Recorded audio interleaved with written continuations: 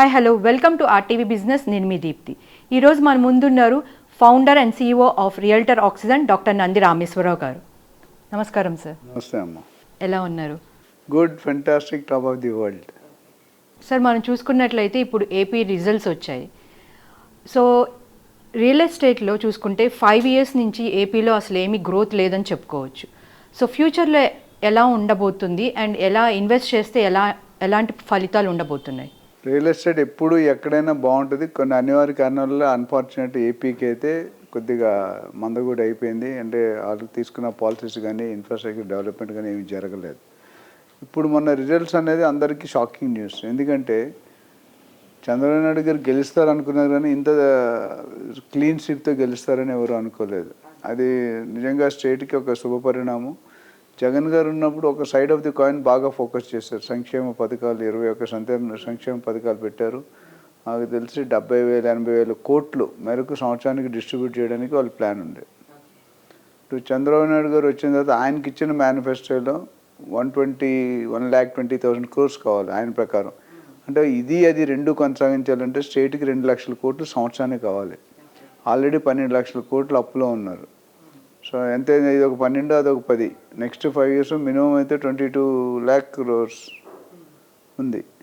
So అయినప్పటికీ CBN గారు అంటే చంద్రబాబు నాయుడు గారు ఎవరైతే ఉన్నారో ఆయన experience, one of the senior most politician in the country. ఆయన ఎప్పుడు పవర్లో ఉన్న సెంటర్ అండ్ స్టేట్ రెండింటికి ఉపయోగిస్తాడు ఆయన. అంటే is going to take a major step, major decision making. ఆయన ఒక గవర్నర్ నిల్చోబెట్టాలన్నా, ఒక పిఎం నిల్చోబెట్టాలన్నా, is always been playing a major role right from T N Seshan దగ్గర నుండి. మన ప్రెసిడెంట్ ఉండేవారు కదా ఆజాద్ గారు, ఆయన దగ్గర నుండి అందరూ కూడా సపోర్ట్ చేశారు. సో ఇప్పుడు చూసుకుంటే కనుక ఎంటైర్ కంట్రీలో టీడీపీ కూటమి ఏదైతే ఉందో అది going to be highly important role. ఎందుకంటే ఇది లేకపోతే గవర్నమెంట్ ఫామ్ కాదు. మొత్తం 240 సీట్లు వచ్చాయి మోదీ గవర్నమెంట్కి. మ్యాజిక్ ఫిగర్ అనేది 272. సో ఇంకా 2-3 పార్టీలు కలుపుకుంటేనే మిగతా ఫ్యాక్టర్స్ వస్తాయి. సో నితీష్ కుమార్ గారు పార్టీ ప్లస్ టీడీపీ వీళ్ళిద్దరు ప్లే చేస్తే 16 + 18 అనుకుంటా. అప్పుడు మనకి గవర్నమెంట్ ఫామ్ చేసే కెపాసిటీ ఆల్రెడీ చంద్రబాబు నాయుడు గారు చెప్పారు. ఆయన ఎటుపక్క వెళ్తే అటు గవర్నమెంట్ ఫామ్ అవుతుంది. అటు కాంగ్రెస్కి వెళ్ళినా ఇటు ఎన్డీఏలో ఉంటాను, ఇండియా కూటమి కాదు ఎన్డీఏలో ఉంటానని చెప్పారు. ఇది ఒక విధంగా స్టేట్కి శుభపరిణామం. ఎందుకంటే గత 5 సంవత్సరాలుగా రియల్ ఎస్టేట్ ఎందుకు డౌన్ అయింది, హైదరాబాద్లో రియల్ ఎస్టేట్ ఎందుకు పెరిగింది, మనం చాలా సందర్భాల్లో చెప్పుకున్నాం. హైదరాబాద్లో రియల్ ఎస్టేట్ ఎందుకు పెరిగిందంటే first and foremost infrastructure, road connectivity, metro connectivity. రెండోది foreign funding coming to India into Telangana. మూడోది ఇండస్ట్రీ, న్యూ ఇండస్ట్రీస్ ఎమర్జింగ్. నాలుగోది ఎంప్లాయ్మెంట్. ఈ 4 వస్తే మిగతా అన్నీ ఆటోమేటిక్ పెరిగిపోతాయి. ఇవన్నీ కాకుండా మనకి RRR అనేది ఒక గాడ్ గివెన్ గిఫ్ట్. ORR అనేది ట్రాఫిక్ కంజెషన్ చాలా తగ్గించింది. వీటితో పాటు airport, Shamshabad, statue of equality, Kanha మెడిటరీ ఇవన్నీ కూడా మనం అంతకుముందు చాలాసార్లు డిస్కస్ చేసుకున్నాం. సో బట్ ఆంధ్రప్రదేశ్లో ఏమైందంటే వాట్ ఎవర్ రీజన్స్ ఫస్ట్ టర్మ్లో ఎంతైతే బిల్డ్ చేసి అమరావతిని క్యాపిటల్ చేయాలనుకున్నారో అది సెకండ్ టర్మ్లో మొత్తం రివర్స్ నడిచింది. వైజాగ్ అని, కర్నూలు అని, తిరుపతి అని డిఫరెంట్ ప్లేస్ 3 క్యాపిటల్స్ పెడతాం, ఎగ్జిక్యూటివ్ క్యాపిటల్ ఒకటి, జ్యుడిషియల్ క్యాపిటల్ ఒకటి అట్లా అనుకున్నారు. కానీ అది ఎక్కడ కూడా ఒక స్టెప్ ముందుకేసిన దాఖలాలు. ఎందుకంటే ఫస్ట్ ఈ రైతులు దాడి తట్టుకోవాలి.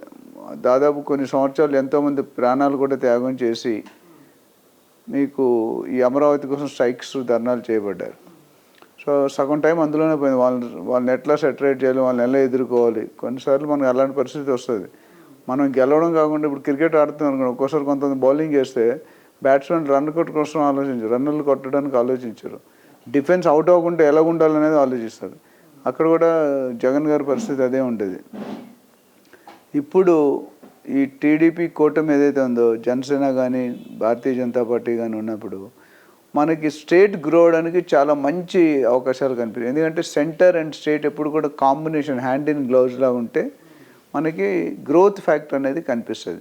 ఇప్పుడు పోలవరం ప్రాజెక్టు కానీ, పెండింగ్ ఇష్యూస్ కానీ చూసుకుంటే సెంటర్తో పని ఉంటుంది. మనకి కొన్ని నిధులు కావాలి, కొన్ని ఫండ్స్ కావాలి, కొన్ని శాంక్షన్స్ కావాలి, కొన్ని అప్రూవల్స్ కావాలి, హైవేస్ కావాలి, రైల్ కనెక్టివిటీ ఇవన్నీ కావాలంటే కూడా సెంట్రల్ పర్మిషన్ లేదా మనం కొన్ని చేసుకోలేం, కొన్ని స్టేట్ చేసుకోలేం, కొన్ని చేసుకోలేం. ఇప్పుడు అక్కడ వరకు మనకి చాలా బెటర్. అండ్ ఇంకోటి మేజర్ ఫ్యాక్టర్ ఏంటంటే మొన్న 2024 జూన్ 2 కల్లా హైదరాబాద్ కామన్ క్యాపిటల్ అనే ఫ్యాక్టరీ విడిపోయింది. Hyderabad is sole capital of Telangana. అంతకుముందు కొంత రెవెన్యూస్, కొన్ని షేరింగ్, కొన్ని బిల్డింగ్లు, ఓనర్స్ ఇవన్నీ కూడా తేడా ఉండేది. మొన్న జూన్ 2కి కాస్త కథం. అంటే now Telangana AP has no capital as of today. ఇప్పుడు ఏదైనా అమరావతి డెవలప్ అయితే అది క్యాపిటల్ కింద ఉంటుంది. సో అది క్యాపిటల్ మీద ఎంతో దృష్టి పెట్టాలి, ఎంతో ఫోకస్ పెట్టాలి, అప్పుడే ఆ స్టేజ్కి వస్తుంది.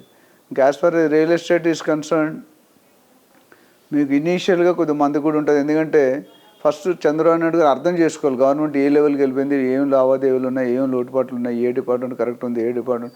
మీరు నన్ను చూసుకుంటే కూడా ఐఏఎస్ ఐపీఎస్ ఆఫీసర్ని అలౌ చేయలేదు, గేట్ దగ్గర నుండి తిరిగి పంపించారు వితౌట్ ఎనీ ప్రియర్ అపాయింట్మెంట్. ఎవరైతే వైఎస్ఆర్సీపీ గవర్నమెంట్లో బాగా పావులు కదిపారో ఐఏఎస్ కానీ ఐపీఎస్ కానీ వీళ్ళందరినీ కూడా చంద్రబాబు నాయుడు కలవనని చెప్పేశారు. So that's a very different sign to the state. అంటే ఆయన అరెస్ట్ చేసిన కొద్ది ఉంటుంది కదా మనసులో, అవన్నీ పెట్టుకొని కొత్త గవర్నమెంట్ ఫామ్ చేసి కొత్త సీఎస్ని ఆల్రెడీ ప్రపోజ్ చేస్తున్నారు. మారిపోతారు, ఏ గవర్నమెంట్ వచ్చినా వాళ్ళ దగ్గర వాళ్ళకి కన్వీనియంట్ అంటే మంచి పేరు రకరకాల ఐడియాస్తో పెట్టేస్తారు. ఇప్పుడు రియల్ ఎస్టేట్ వరకు చంద్రబాబు నాయుడు గారు ఏం చేయాలంటే మెయిన్ ట్రస్ట్ ఫ్యాక్టర్ని రీబిల్డ్ చేయాలి. అంటే ఏపీలో కూడా లాభాలు వస్తాయి, పెట్టుబడి పెడితే అధికంగా అవుతాయి, రెట్టింపు అవుతుంది. ఇప్పుడు అది పోయింది. గత 5 సంవత్సరాలుగా ఆ ఫ్యాక్టర్ అనేది ఎగిరిపోయింది. అసలు మొత్తం స్టేట్ గవర్నమెంట్ అంతా సంక్షేమ పథకాల మీద నడిచింది. జగన్ గారు ప్రెస్ కాన్ఫరెన్స్ మనం ఓడిపోయిన తర్వాత మాట్లాడితే ఆయన అంటే ఆల్మోస్ట్ లిటరలీ క్రైడ్. అంటే నేను ఇన్ని కోట్ల మందికి ఇన్ని పథకాలు పెట్టి సహాయం చేసిన మహిళలు వీళ్ళందరూ ఏమైపోయారు, ఎక్కడికి వెళ్ళిపోయారు, నాకు సానుభూతి అనేది లేదు, అసలు ఇంత చేసినంత కష్టపడి తిండి ఇంత. మన రజనీకాంత్ గారు TV9లో అడిగారు, సార్ మీరు ఎప్పుడు ఫ్యామిలీ లైఫ్ని ఎందుకు బయట పెట్టరని. నాకు ఫ్యామిలీ లైఫ్ ఏముంది, పబ్లిక్ లైఫ్ ఏముండదు, సపరేట్గా ఉండదు అని అన్నట్టు అన్నారు. But in spite of that the elections have been lost. So which is ఆయన కూడా షాకింగే.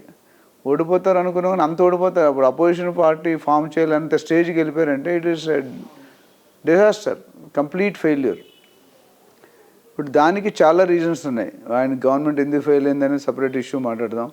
ఏపీ ల్యాండ్ టైటిలింగ్ యాక్ట్ కానీ, తర్వాత ఇన్ఫ్రాస్ట్రక్చర్ కానీ, బ్యూరోక్రసీ కానీ, డిక్టేటర్షిప్ కానీ, ఇవన్నీ కూడా పదజాలాలు వాడడంలో కానీ. మీరు చూసుకుంటే ఎలక్షన్లో పదజాలాలు మార్చి రఫ్గా బ్లంట్గా రౌడిజంలో మాట్లాడిన ఎవ్వరూ విన్ అవ్వలేదు ఎలక్షన్లో. గెలిచిన 10-11 కూడా సాఫ్ట్ స్పోకెన్. సో ఇవన్నీ దృష్టిలో పెట్టుకుంటే చంద్రబాబు నాయుడు గారి మీద ఒక పెద్ద బాధ్యత అనేది.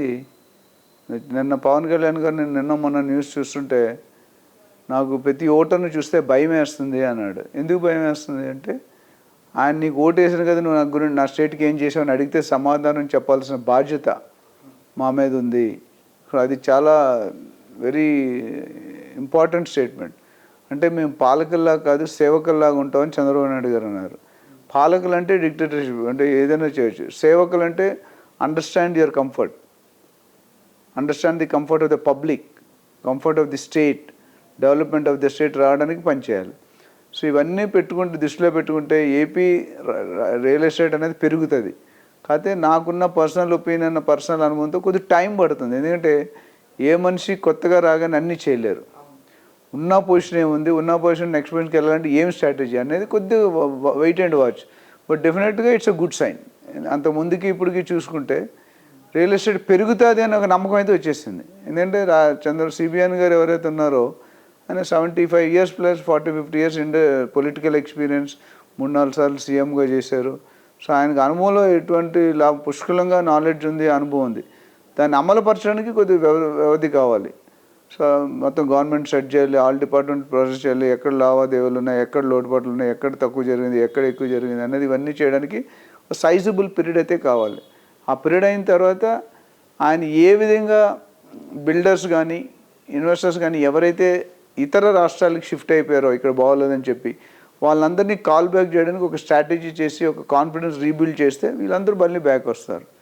అప్పుడే మనకి స్టేట్ పెరుగుతుంది, ఇన్వెస్ట్మెంట్ పెరిగితే ఎంప్లాయ్మెంట్ వస్తుంది, ఇండస్ట్రీ వస్తుంది. ఇవన్నీ కూడా ఒక చైన్ సర్కిల్. ఇవన్నీ చేయడానికి మనం public has to wait for some time, give him some breathing time. డెఫినెట్గా ఐఎమ్ హోపింగ్. నేను basically my native place is Vizag, but 1919 అంటే తెలంగాణ ఉండదు, తెలంగాణ ములికి అంటారు. బట్ వైజాగ్ గ్రో అయితే నాకు కూడా happy. I'm a well wisher of both AP and Telangana. So నాకు తెలిసి ఈ 5 years కంప్లీట్ అయ్యేసరికి ఏపీ సిచ్యువేషన్ కంప్లీట్ మారిపోతుంది.